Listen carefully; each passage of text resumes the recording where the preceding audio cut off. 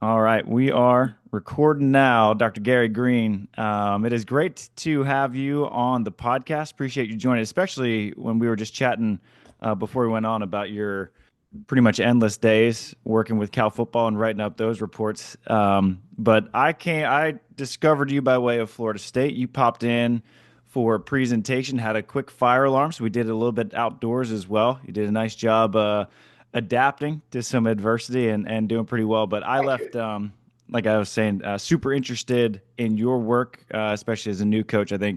I know I can learn a ton from you. I mean, all of our coaches. Mike Norvell was leading the questions, and he's had quite a bit of success, so he knows he can learn a little bit from you as well. And so I wanted to just have you on the podcast and chat about one of the most fascinating backgrounds and entrances into college sports of anyone I know. If you could just walk us through your background and how you got to be where you are. Oh, thank you for having me, Travis. I appreciate you having me on your podcast. So my name is Gary Green.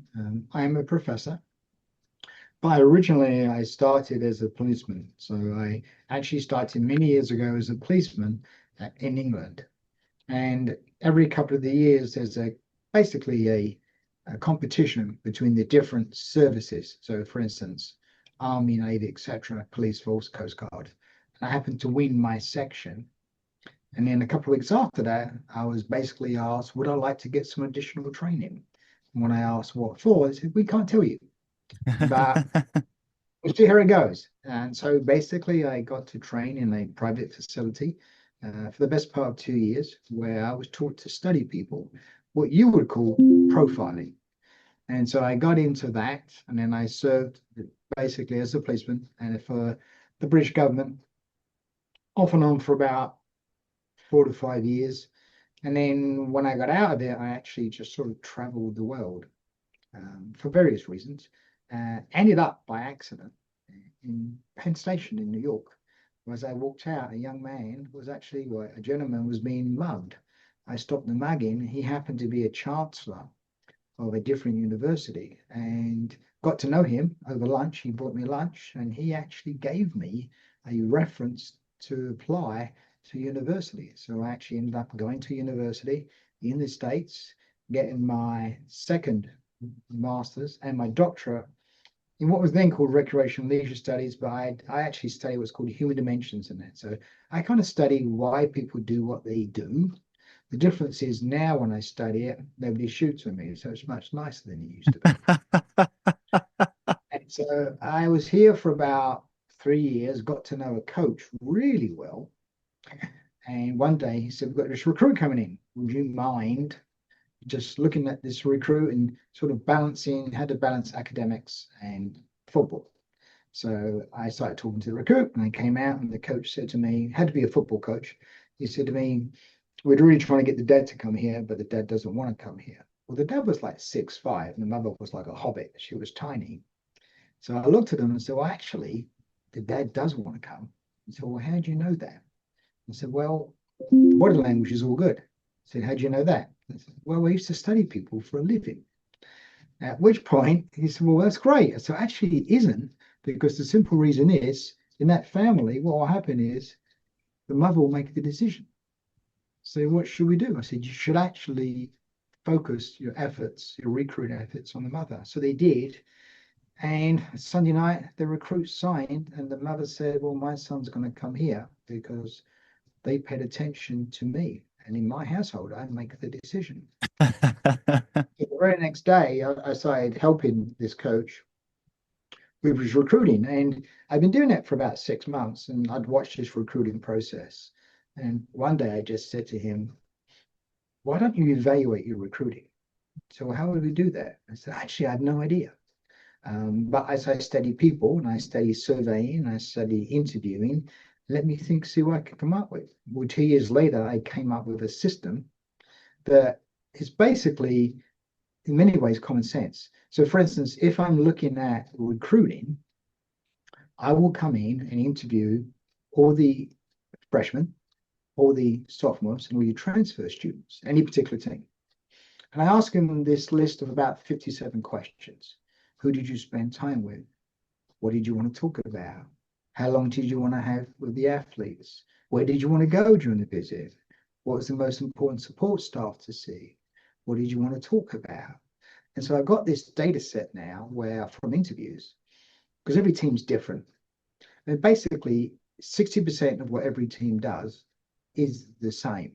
You'll have strength conditioning, you'll have rehab, but the 40% is the way that you do it. And so, what is it that attracts particular recruits to an individual location? It isn't the 60%, it's the 40%. How are you different from everybody else? What is it your culture is like, your environment is like? So, I get all this data. And then what I do is I interview every single coach, staff member, admin person that meets a recruit. And I ask them exactly the same questions. So now I actually have two sets of data. I have the ones from the athletes, and I also have the ones from the coaches. And I use surveys to basically look at the importance and satisfaction of these different items. So I can basically say, as a coach, you spend time talking about this. Your athletes love that. Keep doing it. As a coach, you spend time talking about this. Your athletes liked it, but it wasn't really important to them. So most probably that's something you should not do anymore. The most important thing is, as a coach, you didn't talk about this, but your athletes wanted to talk about this. So this is where you really need to focus. So it comes down really into three main quadrants. Keep doing what you're doing. Stop doing what you're doing. Start doing what you're not doing. And the nice thing about it is the models I run rank everything within those quadrants to say, this is the most important thing you do. This is the thing you should stop doing first. And this is the thing you should start doing first. And so I've made a science out of it. And now, 26, 27 years later, I've worked with almost 150 teams now across 17 different sports and 37 different universities, NFL, NBA, and Olympians. And I've interviewed about 46,000 athletes. So now I can actually break things out by different sports, by different genders, etc. So I kind of got into it by luck, but I've really enjoyed working with teams. I've helped 13 different teams get the #1 recruiting class in the US. So Wow. that's kind of pretty good. Yeah, it's good. And a lot of the coaches now that I've worked with, I mean, some of these coaches, uh, usually about every 5 years, I get invited back to basically redo the process again because it's all new athletes and sometimes it's all new coaches. I typically get called in when it's a new program or it's a program that kind of gets stuck. So, say a basketball team that gets stuck or a volleyball team that gets stuck where they can get to the eight, but they can't get to the final four. So, I'm brought in to sort of help. So, that's kind of a long intro into a short introduction. It's so, man, it's so interesting. And you say, look, I think a little bit of serendipity as well, right place, right time. But you Yes, also you great. capitalized on the scenario. You stopped a mugging, and then you clearly took advantage of the situation when the coach asked you to help him out with the recruit. And I mean, like you said, you've helped for almost 3 decades now, as far as recruiting across I all know. levels, That's from well. from college, professional. I think right now the NCAA landscape is having Mhm. the biggest changes I've seen in my lifetime, which isn't all that long, but I'm curious how you've seen recruiting change. Has it kept up with how rapidly the NIL landscape has kind of encroached into recruiting? Right.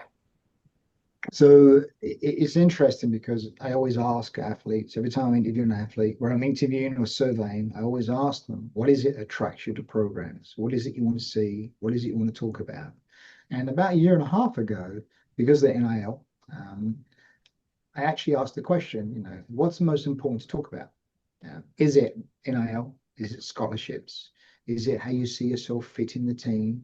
Is it the coaching style? Is it the environment? Is it the resources that you're provided?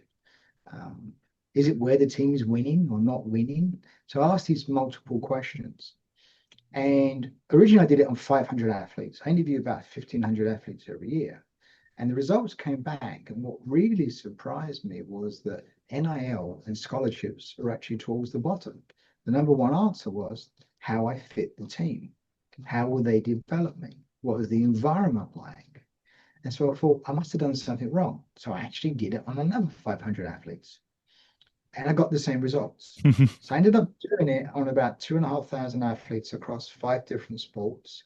Those sports were tennis, women's, golf, women's, men's, football, also men's basketball, and swimming and diving, which was based in men and women. And what surprised me really most of all was, regardless of gender and regardless of sport, the order didn't change very much. And so then I went back and actually interviewed some athletes and asked them that question. Help me make sense of this. And what the athletes basically said to me was this: I need a coach when they're recruiting me to tell me what is the range of the scholarships. Most of them already know, but what is the range of the scholarships? And then what is the range of the NIL opportunities available to me? Because without knowing that information, I can't come in here. Without that financial security, then I'm not coming. So if you don't want to talk it about up front, then the whole time you're talking about the fit, the environment, your coaching, I'm really not listening until you get to the part that allows me to say, oh, I can actually financially afford to come here. Because you need to So hit a that, certain threshold just to even have right, a conversation. exactly. Right. And so really what they want to do is you kind of put the parents and the recruits' minds at rest by saying, this is the scholarships we've got to offer you. This is the range of opportunities we have to offer you, the potential for it. So knowing that it's a range, they want a range as well, because one of the things that was said to me is, if you give me hard numbers and you're a perfect fit for me as I see it, he or she, then I will actually be willing to take a little bit less to come. Now, if you give me hard numbers and you're not exactly what I want, then I'd mostly want a little bit more, which means you get into that difficult conversation about money. And by giving a range, you don't have that difficult conversation. And you're also giving the young man or young woman some power in the conversation later where they can actually ask for where they want in the range. So in terms of actually giving them some influence and power in that conversation, by giving them a range, you're giving them that.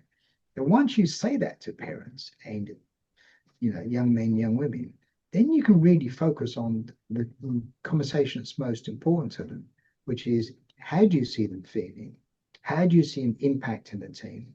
What is their potential legacy on that team? What is the environment like? What is your coaching style? What is your plan or vision for that program? What are the resources that are available? Which are really the things they really want to talk about, but they don't talk about it until they know they can actually financially come. So once that was explained to me, it made perfect sense. It's that's surprising to hear. I'm sure it was probably a little bit surprising for you to discover, which I think is probably why you It kept was. doubling down on it. No, I actually ran the analysis 5 times. I got the same answer. That's why I expanded it to different sports, because I thought, well, maybe it's just different sports. But it hasn't changed. I've done it now with another additional 5 sports, and it keeps coming out the same result. One of which was volleyball. So again, it just shows you that yes, the money is important, but the money is important to get them there. The other thing that comes out very clearly is when I've asked the question is, does NIL attract them? Yes, 100%. There's no doubt about that. Does it keep them? The answer is actually no. If they're not happy, they'll just transfer. So yes, money will get them there. If it's between you and another team and you're very similar, then the money will make a difference. But it doesn't keep them if they're not happy. And that's one thing that comes from very clearly in the results. If they're not happy, if they feel they can't develop, if they don't see a plan that involves them actually having an impact on the team, fitting the team, then they'll just leave anyhow. You mentioned those three big categories of you should double down on this when you're recruiting or talk. You should double down on these topics of conversation. You should stop talking about this, and you should start to add this into what you're discussing. Now, there's going to be a lot of variances in programs and in different sports across the country, but have you found any common denominators for those three categories? So I would say the first thing they want to talk about is fit. That's the most important. What is the fit? And that's why when a recruit comes to campus, the best thing that you can do is have them spend time with your existing team very early in the visit, when the parents and actually the coaches are not there. You can be at the same restaurant, you can be at the same location, but have the parents and families sit with the coaches and support staff and actually have the recruits sit with your athletes. The simple reason is your athletes will actually be very different when the coaches are not around. They're more open, you'll see their personalities and idiosyncrasies, which is what the recruits want to see. The other thing is your recruits won't act the same and won't ask the same questions in front of their parents. So actually, it gives a sort of sense of freedom or liberty to actually have your athletes, existing athletes, sit with recruits. Same part of the restaurant, just a different part. Same restaurant, but different part. And then the other thing is with parents is sometimes parents want to turn and say, my daughter or my son isn't very good at this. What can you do? Well, they're not going to talk that way in front of coaches, in front of their own child. And so young man, young woman would be embarrassed. So it actually allows the parents to ask more intricate questions of the coaches. So that's a win-win for everybody. And actually, from my data, it shows that the earlier you have the ability to have recruits with existing team and the parents, families with coaches separate, it has a greater impact on actually deciding to commit. So I think that's number one. One of the post effects from COVID is going into COVID, athletes in their brains had a shelf life. Most athletes look at themselves and understand that I can play this sport or be viable or go professional for X number of years. Well, COVID took that away, basically took 2 years away. There's no way to control that. So athletes went from having a sense of purpose and goals, a plan, to basically sort of having no plan and no purpose. Now that you've come back post-COVID, that stability, that knowing that your program is stable, that the coaches are going to be there, they're going to stay there, is very important. So all your coaches and support staff should really focus part of their conversation on, for instance, FSU. Why do they choose to be at FSU? That's important. And why do they choose to stay at FSU? Because a big part of the recruits is they're wanting to know that these people are going to be here when they're there. The thing about any coaching team right now is it used to be that a new coach coming in or a coach that was struggling would be given several years to turn things around and start. Now that window is like 2 years. So there is a certain angst among recruits that they don't want to be looking at a program where they feel this might be turning over a whole new coaching staff. So that stability, understanding that stability is important. Part of that is also being very transparent, consistent, letting them know where they stand, letting them know your vision for when they will play, how they will play, when they will play, where you see them going in terms of progress and professionally. So laying out a plan for them, it's important because it adds to that stability. I think the last thing is going into that third box. What you shouldn't do is once they're on site, stop selling the program. It's like a good used car salesman. You don't sell the car once you're there. They let you get in the car and let the car sell itself. There's a lot to be said for once you're on campus, talking to that recruit like they're already there. This is what you're going to experience. This is what you're going to see. This is what your average day is like. So you're actually talking to them like they're already there, so they get the full experience. 70% of what this population does, they do it because it's fun. It's enjoying, it's experience. When they're taking selfies, they're actually capturing an experience. That's what they're doing. So talk about the fun things to get to do. Talk about the unique things that your campus has that no other campus has. The things they're going to experience here that they won't experience anywhere else. And that comes back to that 40%. And what are the more common missteps that you've seen? So I will say that one of the things that's more recent is don't be negative about any program. This generation grew up with the Me Too movement, cyberbullying movement, Black Lives Matter, All Lives Matters. I mean, the reality is this generation, they have phones. They've always had phones. And so if you look at what's going on in the news this day, it's always negative. There's really no positive in the news. They're bombarded by negative things. And so being negative about another program never helps you. In fact, recruits and their families will often ask what they think about other programs to see if you will be negative. What I normally say to programs is, if someone says to you, this program spoke negative about you, my advice is always to say, well, that's interesting because we have so many good things to say about our program. We don't really have time to focus on any other programs. I like that. Right? I mean, the idea is being negative doesn't work. So I think that's important. Then the other thing is people try to be what they think the recruits want.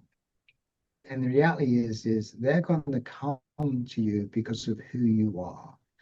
This generation filters a tremendous amount of data every single day. They're very good at figuring out when something's not genuine. So be genuine about who you are, the way that you train and coach, type of environment you have, because these days the recruits and existing teams on social media will share everything.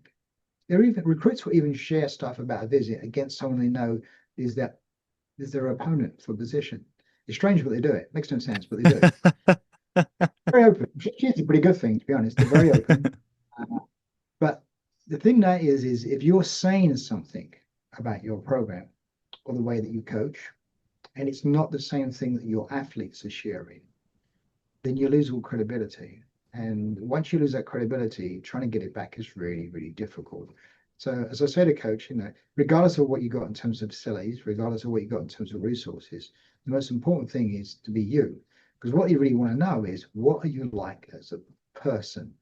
Because this generation is very socially engaged. And so they want to understand, what do you like?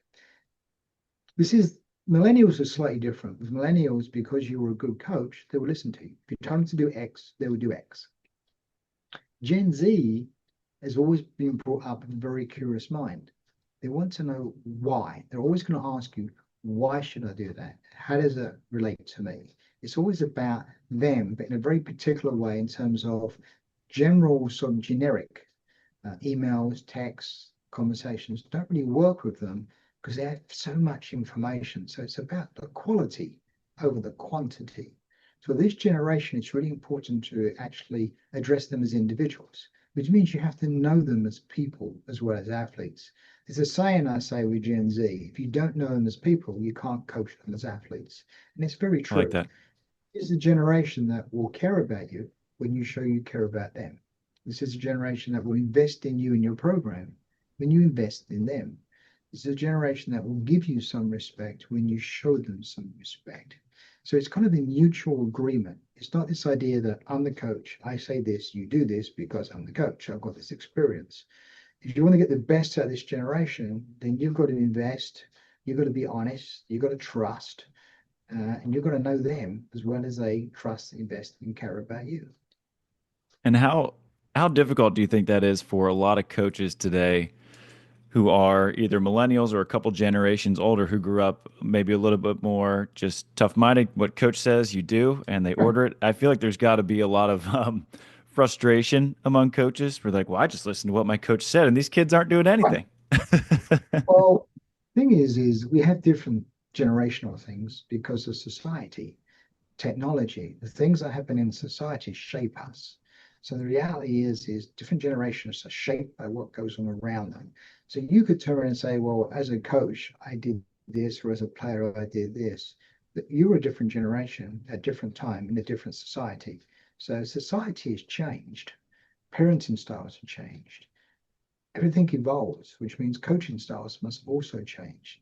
One of the things that I often say to coaches is this isn't really a hard ask.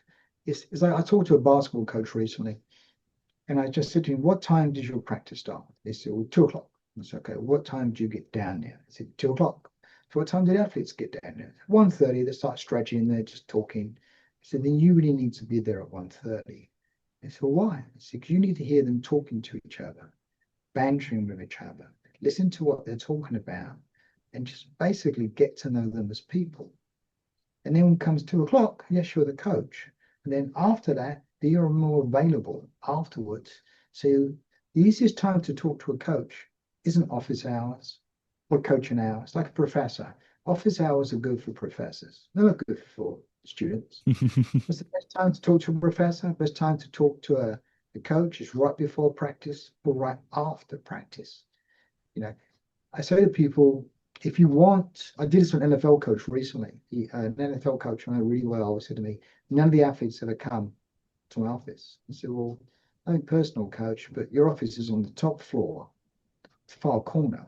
It's like going to the principal's office. Nobody's going to go there. He said, well, what should I do? I said, you've got an old closet, storage closet, right next to the locker room for this facility. Why don't you get it out, put a desk in there, and be there about 30 minutes before practice starts and be there for about 30 minutes after practice happens. It was about 4 weeks later, they gutted it, you got it fitted out, and it was about 2 weeks after he moved in. He called me one day. He said, they won't get out. What do you mean they won't get out? He said, they came in right before practice, just sit in the sofa, I had in there a couple of chairs, and they just talked to me. He said, change. He said, right after practice, they still got the gear on, they're hot and sweaty, and they're just sitting there talking to me. I said, yeah. I said, and he said, now they're coming to my office. I said, what you did was you went to where they were, and in reciprocation, they came to where you were. Right? Your most precious resource, and I say this a lot, is time. We all have limited amount of time. So when you give that resource, time to them, time to get to know them, then they will give time to you. Basically, it's about mutual respect, mutual investment, mutual caring. And so, yes, is it a struggle for some people? It is. One of the things I often say to people, coaches, programs, is twice a week, have your coaches and support staff just be in the dining hall when your coach and your team comes in. And let them just sit down and listen, as your athletes are talking. This is not a time to talk about volleyball or practices or structure or road trips. It's just a time for you to sit and listen to them. I had a really good friend of mine, who's a volleyball coach at Georgia Tech, and she was saying about how to get close to her team.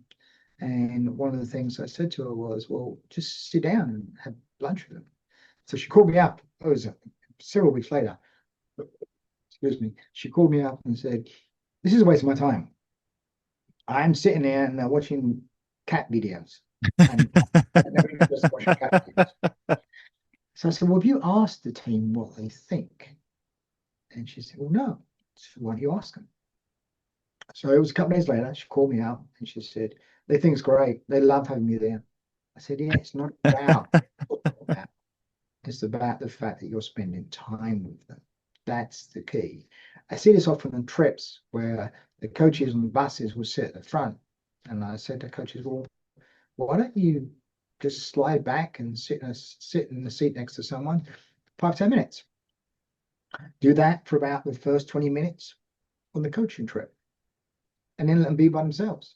That 20, 25 minutes, you can sit with 4 or 5 athletes and just touch base with them.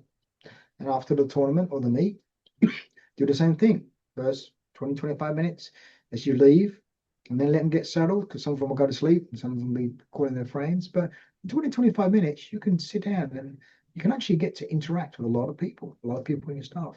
It's a simple thing. None of the things I suggest are difficult. It's just rethinking the way in terms of, I always say to people, this generation values quality over quantity. It's better to spend 5 different 10-minute segments with them talking where you've got their full attention and there's yours than a 50-minute session talking to them. Our phones have taught people, including ourselves, shorter attention spans. So you got to work with that. It is what it is. And that's what is kind of my next question is I feel like we value quality over quantity now because there is just so much quantity in terms of Yeah. communication where you got kids, they can just flick through 300 TikToks in 25 minutes or Instagram reels or whatever it may be. Do you think that there's just sort of an appetite for quality time because it's being replaced before our very eyes with quantity? I 100% agree. It's like many programs would do what's called photo shoots with an athlete, and they might take 50 photos. And what they'll do is, as the recruit's leaving, they'll send them a link to those 50 photos. Well, the typical recruit will basically skim through those, identify the dozen that they like, and that experience is basically lasted them about 30 minutes. Okay? Ideally, if you were to send them only, say, 15 photos, they would look through those, be a bit more selective. And maybe the day after the visit, you send them 10 more. And then maybe the day after that, you send them 10 more. And maybe the day after that, you send them 10 more. Now that experience has lasted a whole week. Oh, I like They've that. actually, they've actually spent more time looking at it. Now, the clever part is keep some photos back. And before they're going to visit another team, say they're a recruit, send them some photos right before. And then once they finish visiting that team, send them some photos afterwards. Because those photos will help them remember what was the visit like with you. So they're comparing apples to apples. I like that one there. That's clever. That's a good way to extend the experience. It is. And remember, this generation, 70% of what they do is about the experience. Now, if you want to be very clever, have your hosts use their phones to take some organic shots when at meals, when out, when socializing, because those shots your recruits won't remember taking. They remember the photo shoots, but they Right. remember organic shoots. So then, when it's a special day, maybe they got a personal best, maybe they're playing really well, send them a couple of those organic shots. And they'll look at them and be completely surprised because they won't remember you actually taking them because they weren't staged. And some of those organic shots mean more to them than the photo shots that you stage. Yeah, I might think twice about publishing this. I might just try to hoard it, just send it to Brooke and Yeah. Nick. Yeah, it's a strange thing. Is one of the things coaches often say to me a lot, as you mentioned, is it difficult? They'll say, this isn't difficult, this is easy. Yeah, I know. Yeah, we can do this. Yes, you can. Because like I spoke the other day about technology and social media and the use of QR codes. Everybody has all these bios that are really, really long. Or a young man, a young woman comes in and wants to know what does a workout look like. So I'm a spiker on a volleyball team. How does my workout look different from someone like a setter? And then the coach spends a lot of time talking about it. But what's to stop a strength conditioning coach having a QR code on their office door that says scan that to a recruit? That gives you a typical workout for a setter, or scan this, it gives you a typical workout for a spiker or a hitter. And then instantly that's on their phones. They can look at it. You can have the coach's contact information in there, the photo, their email. So if they have follow-up questions, it's right on their phone. Now imagine you take that idea and you do it to everything. So every one of your coaches on their doors has a QR code with their bio. Every one of your support staff, nutrition, academics, has a QR code that might have sample meals, sample snacks. What does a typical day in a school look like? Athletic trainer, and sort of these are the sort of treatments that we give. Tutors, this is how the tutoring works. So now, as a recruit comes in, they can be scanning all this information on their phones, which means they can look at it again later and have all the contact information they want. Ideally, when they scan a coach's office, so for instance, Brooke, FSU, beach volleyball, you scan her office, the QR code, and it has a bio there. But at the top of that bio, there should be a link. So a short video by her that basically says, hi, I'm Brooke Niles. I'm at FSU, and this is why I want to be here. This is why I want to stay here. This is the type of athletes that I'm looking for. This is how I'm going to coach them. This is what our environment is like. This is the vision and plan that I see for this program going forwards. And most importantly, they get a sense of her personality. So include some action clips. The nice thing about that is again, that recruit can download it and it goes with them. And so there's lots of information that a lot of coaches and support staff feel they have to get through before they can have a personalized conversation. It's so much easier to actually have them scan something. So, hey, you want to know about workouts? This tells you everything you need about workouts. Just scan it. Now, what would you like to talk about? Which is that getting to know them as people. Hmm. So it just expedites the personalized process, essentially, because It here's your does, sort because of brochure and a video of our workout, but now we can get to know you as a person. right, because as a coach, you feel you have to cover the resources and what you're doing in the workouts. If that's already given to them, then you can really tailor what you're talking about to what they want to talk about in particular. And that's that personal approach. This generation doesn't like this one size fits all. He wants to know, how does this relate to me? How will this develop me? How will this help me if I get sick or get healed? What resources do you have? It all relates to them. I like that a lot. And And you as you think, I remember one of the takeaways I had when you came in and spoke at FSU is how much better video bios do instead of the standard, hey, I'm Travis, here's a resume of everything I've done and bullet points. What do you think it is about videos that's so much more effective with this generation? Because I feel like a lot of older generations are like, yeah, give me that long list of bullet points. I'll absorb it. I'll love it. Right. Well, roughly about, well, it's approximately about 6% of recruits' families do all the sort of research for them, the bios. When you actually ask this generation, what they want to see is what's the person like? And so, in terms of videos, the nice thing about videos is this is the most visual generation that's ever existed. You know, with their phones, they look at TikTok, they look at Instagram every single day, and most of that is video content. So the reality is, me being me, I still like a hard, old-fashioned book. I have like at least 12 books by my bedstand every night, and I read it before I go to bed every night. I like a book. I don't even like a tablet. To me, it has to be a book. That's what I like. I like the smell of books, I like the feel of books. It was really what I grew up on. It's what I really like. I don't really like watching videos, except for movies. This generation grew up with videos. They're equivalent to me growing up with a book.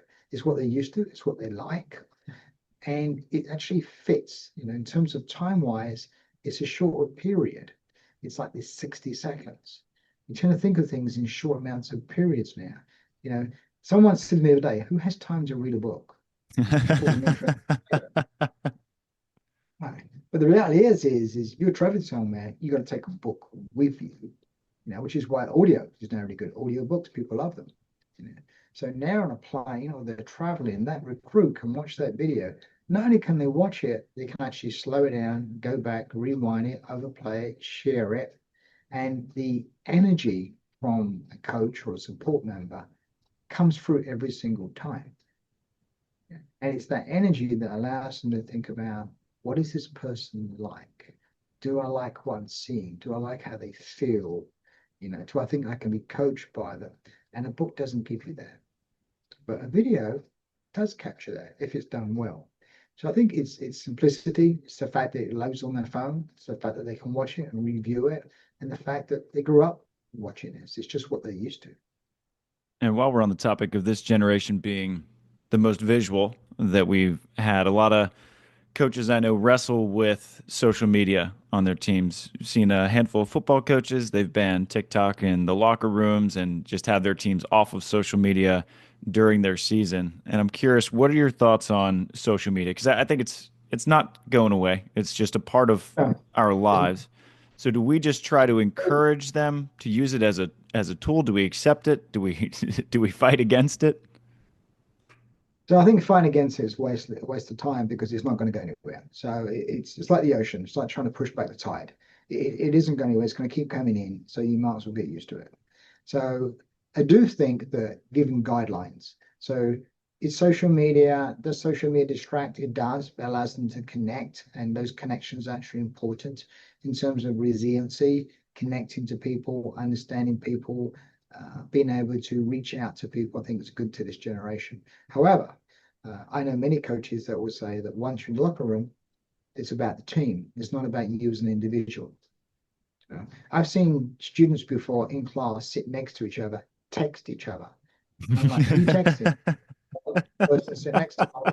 You understand they're sitting next to you, right? You can physically see them. So I think there has to be some guidelines. Now, I do. Do I think you can fight against it? I do think it's a waste of time. But I do think that once you're about to play, once you're about to compete, then the focus should be on the team, and you should be focused on mentally preparing for that event. If you ask any high-level athlete that how much of competing is mental, a lot of them will say it's 80 or 90%.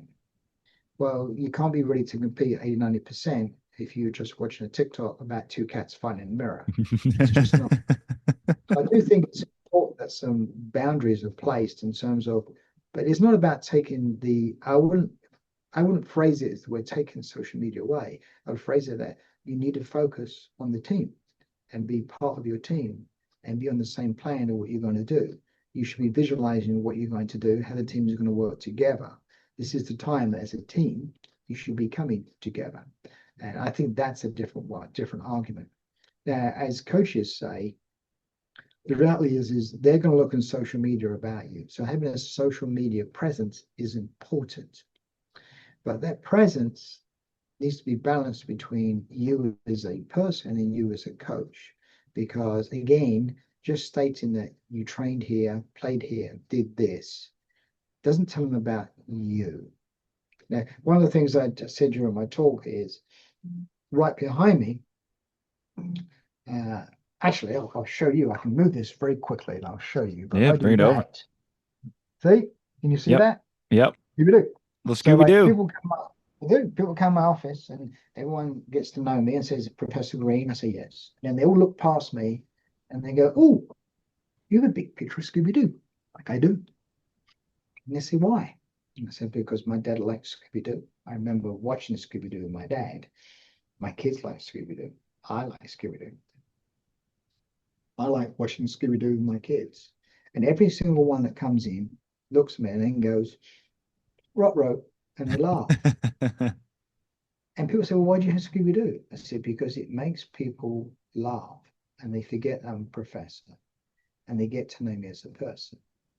Coaches that have things about them, their hobbies, their interests, and they put that on social media, then it's a starting point for a conversation. I had a very good friend of mine who was a tennis coach that just loved the movie Braveheart, but just was always quoting lines by it. Good choice. He actually got one of the highest recruits many years ago because the recruit came in and on social media. He was doing his quotes from Braveheart, and this young lady came in, tennis player, and she started quoting Braveheart because she happened to like the movie too. Actually, it was her dad that liked it, got her into it. And so the whole recruiting visit, they were trying to outquote each other. And that's what made her decide to come to the university. So I think social media is a tool. It's like any tool, it depends how you use it. But if you're going to use it as a coach, then you need to frame it as also not just what you do as a coach, not what your practice are like, but how your interactions with your team, your athletes. What is it you do for fun? So it gives them talking points. Because again, it's going to come back to that 40%. What is it that's about your program, that 40% that's different from everywhere else? And sometimes that 40% just comes down to your interests and the way that you coach and the way that you interact and the way that you treat people. And social media can show that. I feel like it all comes down to just the humanness, the human side of you as a Yes. coach, or the human side of you as a program, where you're not just the fifth ranked program with X amount of accolades. It's this is what we do when we're not playing, or this is how we handle nights after a loss or on a road trip or whatever. I feel like it all just comes down to how you are on the human side of your program. It is. It's like, I said this during my talk. It's one of the things I often see is when I'm working with teams, there'll be an athlete that's injured and they're usually off to one side. And if it's tennis or even if it's volleyball, often they're off to one side on a stationary bike cycling. And I'll say to a coach, so when an athlete gets injured, do they feel distant from the team? The answer is, oh yes, they don't feel as connected to the team. Does that concern you? It does. So why do you put them on a stationary bike away from the team? You're just reinforcing the fact that they feel like they're part of the team. We want them to do something. I understand that, but why can't that young man or young lady stand next to you as you're coaching and ask them, what do you think about that drill? What do you think about that practice? How do you think about this player's doing? What would you critique? How would you say it differently? What would you have them do? Because now they're actually learning, right, while they're actually still injured. And more importantly, they're having a voice in the program, which is actually a good thing for it. I saw this once at gymnastics meet, a practice, and a young girl was injured. She's cycling. And I just said to the coach, well, you have your athletes practicing, the floor routines. She said, yeah, well, why don't you have the young girl that's injured, giving them a score? I mean, she's seen enough floor routines. I think she can actually give them a reasonably good score. And So she started doing that. And all of a sudden, the girl that felt detached from the team now feels that she's actually helping the team. She's actually helping to critique. And so I think there is a tendency that sometimes when athletes are struggling, sometimes when they're injured, we kind of make it worse by isolating them, even though we think we're doing it for their benefit. We really aren't. So always trying to incorporate the whole team in. I think it's very, very important. I like that a lot. It's almost not comparing to injured athletes to a toddler, but when you give my son's two, and so Oh, congratulations. when I give him a job to do, he just wants to do the dishes, and he loves it. He just wants a job, and he thinks he's helping. And Yep. I feel like it's similar with injured athletes, where they still want to help the team somehow, and they want to be a part of it. Yeah, I think this generation, COVID made them very disconnected. In fact, the Surgeon General not so long ago said the new epidemic in America is not obesity, it's disconnection. Yeah. And so your support staff, your weight training staff, your nutritionists, your assistant coaches, all your admin people, all of them should be, for want of a better word, a connection to your athletes and a connection to any recruit that comes in. Because when we are connected to different people about different topics, we are more resilient, more well-rounded. And what COVID did was took all that spokes, I say spokes like a bike. The more spokes you have, the more stable the bike. And so your program should be lots and lots of spokes. And that young man, the young woman, the more connections they have, the more stable they will feel. I think that's important. It's, you know, during COVID, we did a really good job of reaching out to athletes, connecting them, giving them care packages, checking in with them. We did all these things to make sure they were okay. And then when we came back, we said, no, it's back to normal. And we kind of took it all away. We did a horrible job coming back. And those connections are just as important to them now as they were previously, if not more so. Because there's always part of that fear that, unfortunately, as horrific as COVID was, it happened once. Something else could happen again. Hmm. So being connected and staying connected is really important. Now, I want to be mindful of your time, so I just want to kind of have one might be a bit of a generalized question, but in terms of I think this could apply to a bunch because we have a lot of coaches who listen to this podcast, and we have a lot of Gen Z athletes who listen to this one as well. And if you are a coach of a Gen Z athlete, what are some practices that can help you maximize that athlete's A, potential from an athletic standpoint, but B, just experience with that respective program? So I think the first thing is we have a tendency to sit down with athletes and lay out goals or plans for them. And then we do that at the beginning of the season, and then we check in at the end of the season. And there's really no check-ins in between. So what happens is, say someone gets injured, or say someone is struggling for whatever reason, you get to the end of the season and you look at that plan or goal, and everyone feels they failed. That's not a good model. Right? Ideally, if you're given a plan for someone, then that athlete and that coach should be checking in at least every couple of weeks about how is that plan progressing. And the reason I say that is people turn and say, well, this is my plan. I got injured and I can't do it. And I said, well, change the plan. So I can't do that. And so, well, who made the plan? Well, I did. Well, then you can change it. Because if you have hurt yourself, or if you've been struggling for different reasons, or say you have a family member that's sick, which means you've been away, or for whatever reason possible, a bruised hand, say in volleyball, then the reality is those goals aren't really realistic. And you're going to try to achieve something which you know you can't achieve. It just demotivates you. It makes you feel worse. So it doesn't change your long-term goal. But what you should be able to do is sit down with the athlete, and sometimes they're excelling. So if they're excelling, now they're succeeding in their goals. The problem there is they're bored. There's no challenge. So your goal should always meet, your resources and skills at any particular time and what's happening in your life.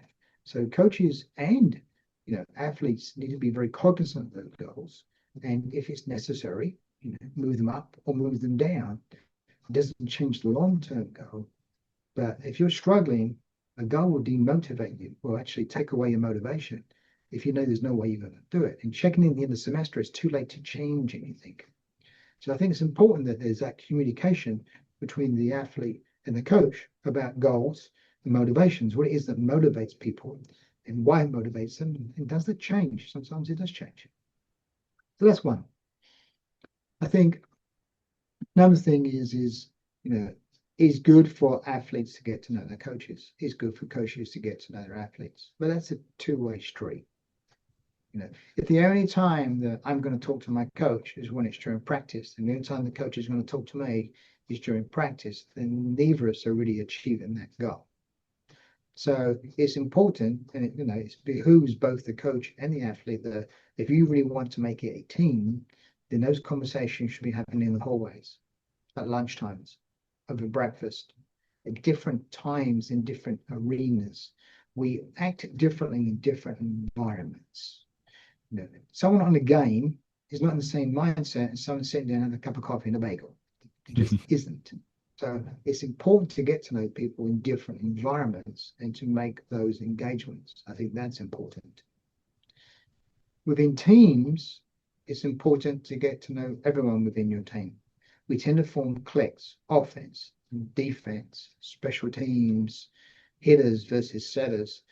So it's important that if people are left to their own devices, they tend to sit with people just like them. And really what we should do is try to change that occasionally. So people tend to have, like, it's students in the classroom, everyone tends to sit in the same seat. Athletes on a bus, they tend to sit in the same seats with the same people. Not all the time, but once in a while, maybe change that up. So they sit next to someone different. You know, different conversations help to break down those cliques. I think that's Right. important. I do think that as coaches, you need to be very cognizant of your students' body language. If they start to struggle, usually they won't tell you until they're already struggling. But what is important is to know them as people. So, as I said previously, if they're coming to practice in groups of people, now they're coming by themselves. If they're always doing extra, but now they're doing less. If they're normally outspoken, but now they're quiet. If they're normally leaving a group for practice, but now all of a sudden they're actually even by themselves. They're always on time, but now they're always late. So I think when you notice these differences in behaviors, it's important to ask the question why. Because in many ways, their bodies are trying to tell you something before they're trying to tell you something. Right. I think all freshmen should have mentors, big brothers, big sisters, usually sophomores, because they've just gone through what freshmen are going through. I think your seniors should mentor your juniors in how to be a captain in the leadership. I think it's always good for everybody to have a mentor. I think that's important. I think for coaches, one of the things that I wish more coaches would do, we tend to be in silos. So we have volleyball, we have tennis, and we have swimming, and we have golf. And we all have good practices, things that work for us in drills or things that work for us when we travel or things that work for us in recruiting, but we keep them in those silos. I think it's actually good for assistant coaches sometimes to go out and have lunch with other assistant coaches from different programs and say, what is it you're doing? What is working for you? What are you noticing? And the same thing for head coaches, because we all have different ways to approach things. And often we can take those things that somebody else is doing and adapt them to our own programs. But we're too much in silos. I like that. I appreciate I mean what a comprehensive answer too. I appreciate you taking so much time. I know you are super busy. We're Dr. all busy. Green, especially with your long days. Just got back from Cal, and I know a big aspect of your life is spending as much time with your kids as you can, which I love. True. Well, Chris, I enjoyed being here. And at some point in the future, if you'd like to do this again, I think we could have this conversation actually for about 6 hours. There's so Oh, many I think different we aspects. could. But I do wish you well on that issue. I wish you and your listeners a really nice day. And if I can help any of your listeners, by all means, contact me. I'm happy to do that. And if you're happy to share, you can share my information with anyone. I don't mind. It's fine. So thank you for Gary, your thank you time. so very much for your time. Best of luck with Georgia and all of your other teams you're working with, and I'm sure we'll be chatting sometime soon. All right. Take care, Travis. Thank you for You having too. me.